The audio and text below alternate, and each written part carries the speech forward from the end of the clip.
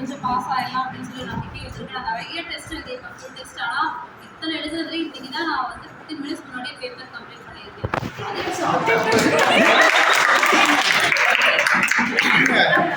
நாலு கொஸ்டின் தெரியாம விட்டுருக்காங்கன்னு நினைக்கிறேன்.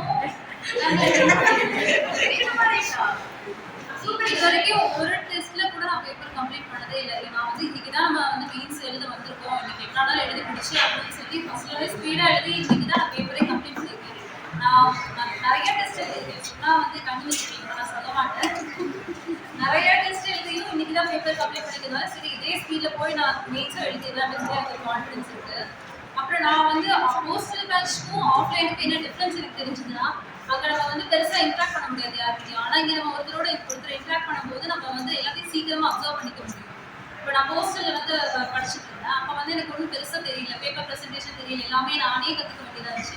இப்போலாம் நானே வந்து மற்றவங்களோட வந்து ரெஃபர் பண்ணுறது, ஏன்னா எனக்கு வந்து மற்றவங்க பேப்பர் பார்க்குற ஃபெசிலிட்டிஸ் எதுவுமே இல்லை.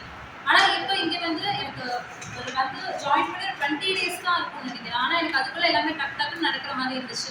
டக்குன்னு பேப்பர் ப்ரெசன்டேஷன், பேப்பர் கம்ப்ளீஷன் எல்லாமே வந்து ரொம்ப ஸ்பீடாக இருந்துச்சு.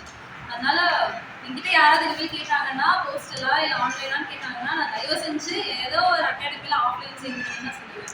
ஏன்னா நம்ம வந்து அந்த இன்டர்பர்சனல் ரிலேஷன்ஷிப் ரொம்ப பெருசாக வந்து கண்டுக்கிறது இல்லை. ஆனால் அது ரொம்ப ரொம்ப முக்கியம். நம்மளோட குவாலிட்டிஸு, நம்மளோட எமோஷன் இன்டெலிஜென்ஸ் எல்லாத்தையுமே வந்து அது நல்லா ஹேண்டில் பண்ண உதவும்.